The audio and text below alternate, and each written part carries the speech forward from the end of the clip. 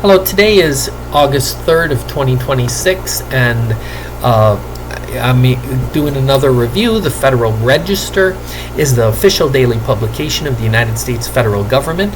It's where the federal agencies, particularly the executive branch and the president, formally publish rules, proposed rules, notices, presidential documents, such as executive orders and proclamations. Today, I'll introduce a notice on highly erodible land and wetland conservation. This is an interim rule with request for comments, so you'll be able to contact Jason Outlaw. His phone number is 202-720-7838, or you can email him at jason.outlaw, outlaw, at USDA.gov. And this was signed by Stephen Vaden of the Deputy Secretary of the USDA. This is Public Inspection Federal Register Document 2026-15284, and this is scheduled for publication in the July 29th, 2026 Federal Register. If we look at the Federal Register, I want to hear your feedback on this. If you want to post things here so that people know it or inform them about it, certainly think about hitting the like button or subscribing if you want to get more of these reviews. Each week I select some. I can't possibly do them all, so I select a series that I can go over, give you a no BS literal interpretation of what they are really doing and what the government officials have said. My name is Dr. Malcolm McCallum, and I hold a PhD in environmental sciences. I have been in higher education for many years, and as an environmental scientist, my role is to research, educate, and inform about how the world of humans and world of nature interact. This world of nature and the world of humans together are referred to as the socio-ecological world. The purpose of this field of environmental sciences or environmental studies is to protect everyday people in the natural world from the rich and powerful, literally. So I believe by explaining what news items appear in the Federal Register that I'll be informing everyday people and government officials or anybody who might need to know if the government is what they're really doing, if they're working for you, or for that matter if they're working for someone else. So remember to hit the like button and subscribe, and that way you'll always be in loop with what they want hidden by distraction campaigns on TV and radio, and that is no kidding. Every time there's some crazy story in the news, it seems like some pretty severe point gets published in the Federal Register. Okay, so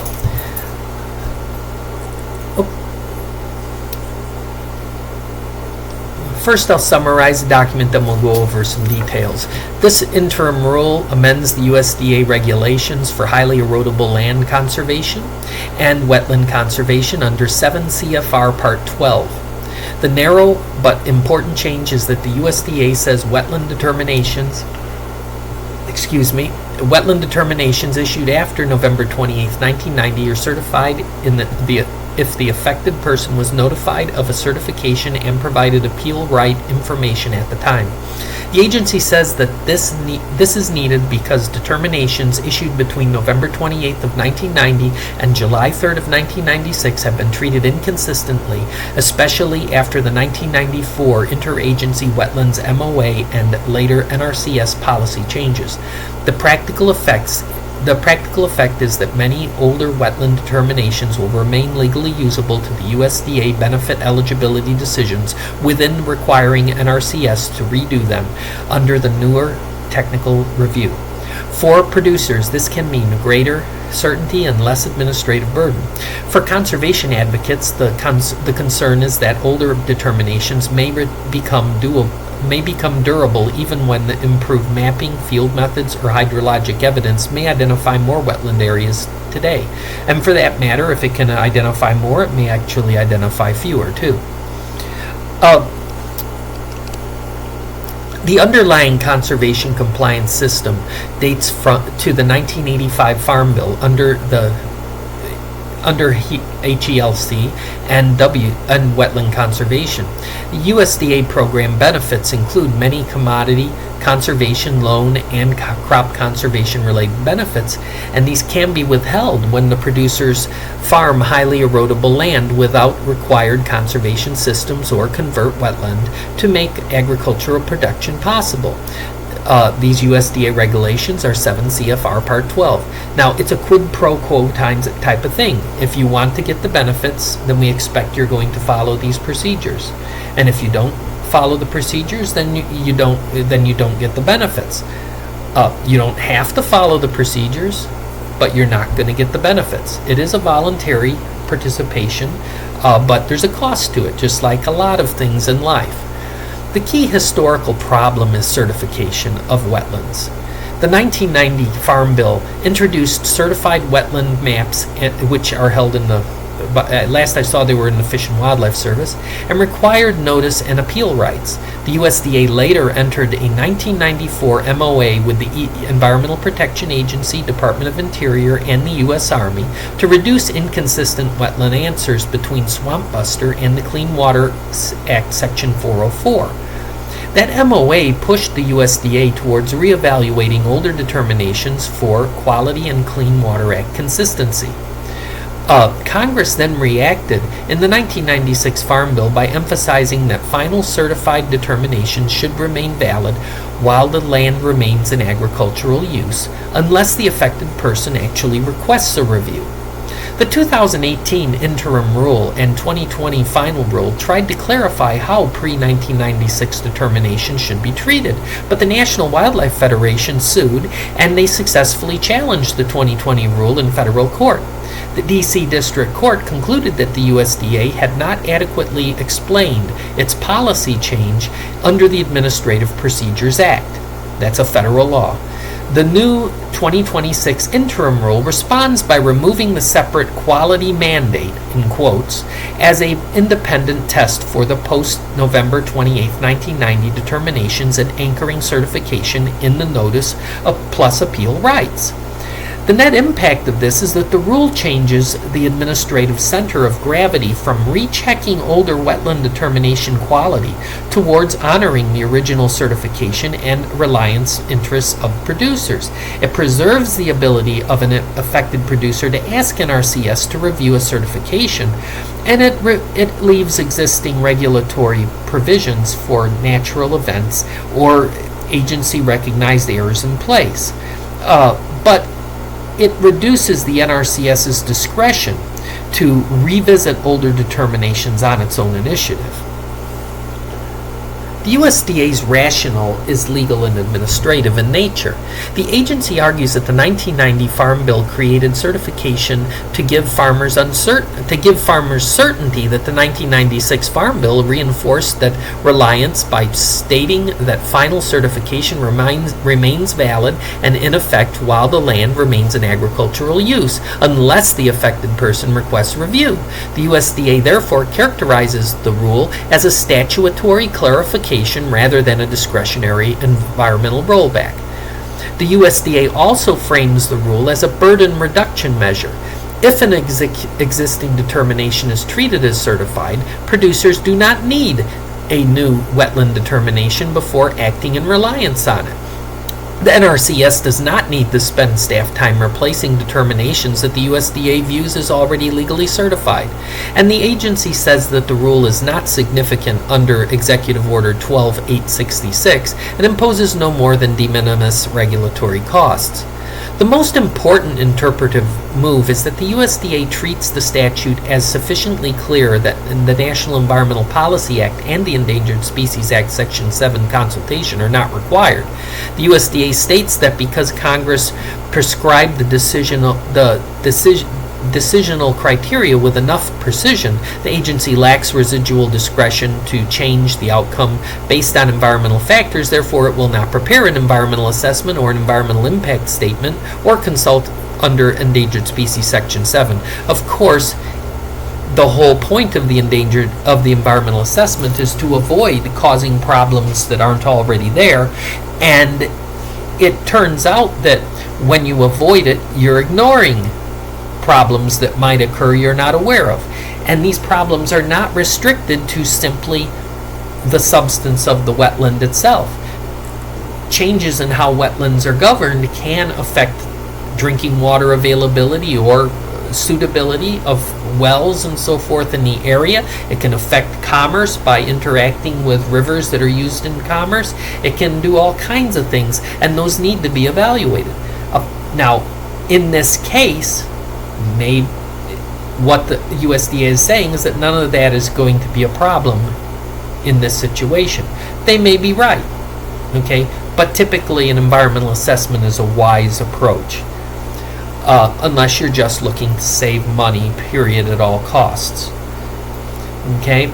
And also, when you have a severe downside or a significant downsizing in the number of people available to do the work that is necessary, that also becomes a problem. I didn't find any current notice-specific statement by any Democrat or Republican politicians. Now, this is up for public comment, and it's very possible that some of them may post comments to this up in relation to their districts or their states. Having said that, I find that a lot of these things get posted and never have a politician make a single comment. In the current time period, we are coming up to an election, and they're busy trying to get people to give them money, try to get votes, grandstand on TV, submit bills that can't be passed, or bills that they put into committee and let them sit there, and then they end up expiring before the Congress changes. All kinds of things that make it look like they're doing a good job publicly, but a major part of their job is oversight of the executive branch, and it is incumbent upon representatives to look at executive decisions and determine whether or not they are following appropriate procedures and making good decisions.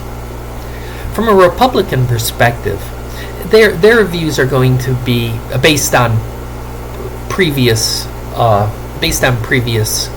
comments in other similar kinds of decisions. The Republicans are going to take a producer certainty viewpoint on this. And what that means is the strongest historical Republican signal, it's going to come from Senator Chuck Grassley's 1995 bill to establish the temporary moratorium on the interagency wetland determination MOA.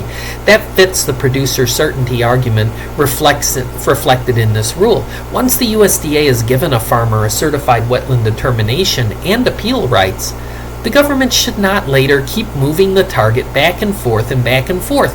And now this is a legitimate argument. Nobody wants to be told left and right, yes, no, yes, no, yes, no, every time you ask. You shouldn't, once you have a decision, it should at least have a significant amount of time that it'll be in place. However, it does provide that if there are clear errors in that evaluation, well then yes, you can go back and correct it. And these things happen. Let's say we discovered some previously unknown fact about wetlands, and it was going to cause us to go back, and we knew that some of these wetlands that were certified definitely shouldn't be, and other ones should be based on this new information. Well, that would be an error, and so we could go in and do it. So I mean, this isn't a totally crazy perspective. In contemporary terms, the argument is framed as fairness, reliance, property use certainty, and of course reducing regulatory burden.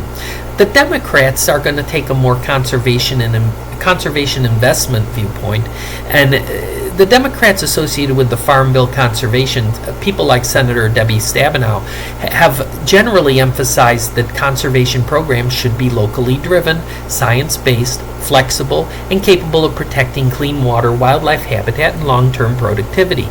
That position does not necessarily oppose what we just covered, producer certainty, but it does emphasize that conservation compliance is part of the public bargain. It's a quid pro quo. We give you these benefits, but you need to give us these benefits as the general public goes, because you're taking taxpayer-supported farm benefits, okay? The conservation organizations are going to have their own particular view on this, and particularly when we look at the National Wildlife Federation's litigation position, it represents the clearest opposition to the 2020 predecessor policy. The National Wildlife Federation argued successfully that the USDA changed the treatment of the pre-1996 wetland determinations without adequate procedural explanation. The court agreed on APA grounds, and the conservation groups are likely to read the 2026 interim rule as reviving much of the same policy concern, even though the USDA's now grounds the rule more explicitly in statutory history and reliance interests. From a scholarly and a policy perspective, conservation compliance is a major U.S. agricultural policy instrument because it links the public benefits of private land stewardship. So CRS describes Sodbuster and Swampbuster as significant parts of the farm conservation policy, and ERS notes that the linking crop insurance premium subsidies to compliance strengthens incentives because crop insurance is now central to farm support. The evidence supporting strong compliance is that wetlands provide flood storage, they provide water, they improve water quality, they provide wildlife and wildlife habitats, and while highly erodible land provisions help prevent soil loss and sediment delivery to waterways and ultimately the Gulf of Mexico or other marine environments.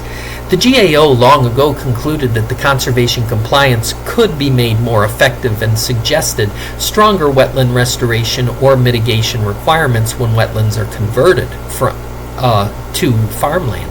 Recent modeling of the Mississippi River Basin nitrate mitigation also supports the value of wetlands and combined policy tools for reducing nutrient loss. There's a big dead area in the Gulf of Mexico because of the nutrients washing down the river systems of the North American continent. While landscape connectivity work suggests that wetlands can provide both pollution mitigation and wildlife habitat functions. Evidence supporting caution about administrative burdens, compliance systems require accurate determinations, timely appeals, and consistent agency implementation. That's pretty difficult when you have significant downsizes in the people who were employed to do that work. The USDA's own rule describes decades of inconsistency over whether the 1990-1996 determinations were even certified in the first place. From the producer side, the uncertainty can delay conservation planning and land management and can make USDA benefits unpredictable. The issue, therefore, is not simply wetland protection versus farming. It is whether the system can be both ecologically protective and administratively stable. Any business would prefer stability, knowing what the rules are, and then being able to just comply with them, as opposed to the rules are A today, they're B tomorrow, they're C after that. These kind of rules need to have, they need to be changed sometimes out of necessity. But, they don't want things swinging from left to right to left to right. And that's one of the problems when you have Congress that is very polarized and they don't want to ever compromise on anything. And of course I am probably being extreme there in that statement, but there needs to be some type of give and take when you make the policy. It can always be changed. The laws can always be changed and modified through the processes that are present in the legislature over time. But if you're always standing on opposite ends of a gulf, nothing gets done and you just have gridlock all the time, and sometimes a bad rule will enlighten us to a bad law can enlighten us to what would be a better law. And if you don't make any laws or don't change any laws, well, then bad laws stay in place or good laws are never passed. So the evidence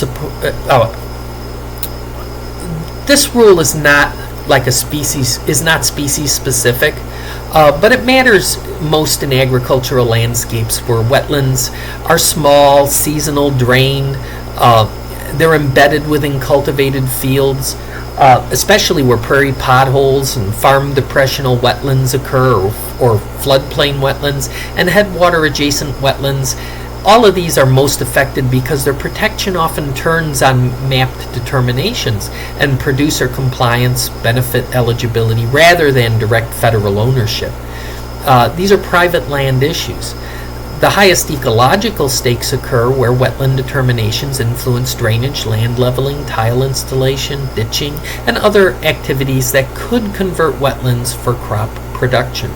The strongest social stakes occur for farmers, ranchers, forest landowners, land managers, tenants, lenders, and crop insurance participants, and the NRCS FSA staff. These people need a stable answer about whether the field is subject to wetland conservation or not. I mean, most of these people don't mind following the rules. Just tell me what they are. And that's the big problem when you have one group that wants to drop all regulations and the other wants to install regulations, and they don't know what to do. In those cases, if you are the producer, your best bet is just to assume the regulations are coming back and play by that game.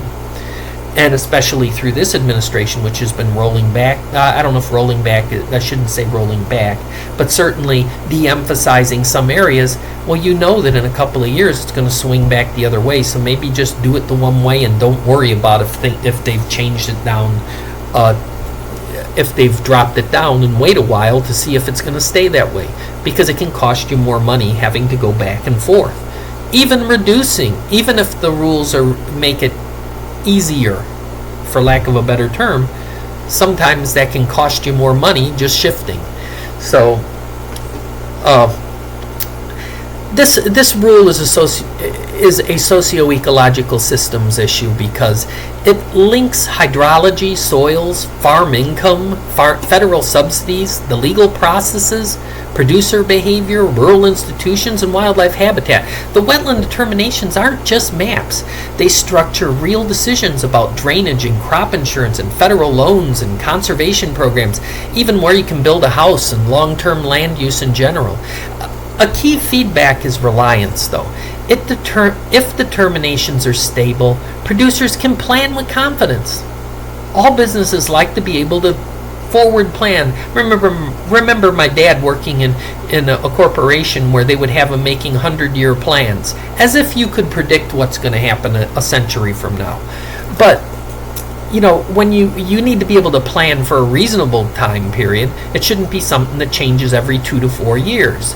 You got to have some confidence, and it's not good for conservation either, or environmental preservation or stewardship when the rules keep changing. NRCS workloads may decline because of this, but which is good because they don't have as many employees as they used to. Which makes it very difficult for them to do a good job. I'm not saying they don't do a good job, I'm saying it's becoming more and more difficult. And program administration becomes more predictable because of it. But if determinations are old and technically weak or even wrong, stability can lock in less protective wetland boundaries or leave things that aren't actually wetlands being protected for no reason. And this reduces the likelihood that improved science will alter management unless a producer actually does request review, or if NRCS identifies the error under existing procedures. From a component by component impact of this rule, farmers and land managers, they're going to generally have positive impacts because the certainty and administrative speed where older certified determinations exist. The NRCS and the FSA, that's the administration, they're likely going to have reduced repeated determinations and disputes over older certifications, but they may preserve contested determinations because of this. Wetlands and hydrology perspective has mixed impacts because it maintains the Swampbuster framework, but it may limit agency-driven reexamination of older determinations. From a soils and erosion perspective, it's kind of indirect because the HELC remains in place, but this rule is mainly about wetland determination certification. From a wildlife and biodiversity perspective, there's mixed to potentially negative impacts, especially in places where older determinations under delineated wetlands support habitat. Tribes and local governments, the USDA says there's no known tribal implications requiring consultation, but the tribes may request consultation later, and they probably will. This is where the environmental assessment process becomes important, because if you did an environmental assessment process before you made this rule, of course it would have identified and evaluated whether or not this took place. Now maybe that's already been done and that's why they didn't need to do it again. Okay, I haven't looked back to see. I'm just telling you how this works.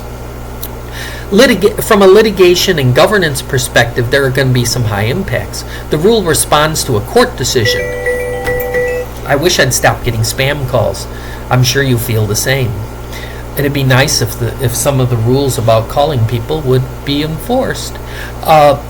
So from a litigation and governance perspective, there's likely to be high impact from this. The rule responds to a court decision, and that means that it may face renewed procedural or environmental challenges and may have more lawsuits. So whether this actually holds up or gets blocked by a court is hard to say at this time. The bottom line is this isn't really a dramatic species listing or something like that, but it is important because it governs the administrative machinery behind how agricultural wetland protection occurs. The USDA is choosing certainty and reliance over broad agency discretion to revisit old wetland determinations.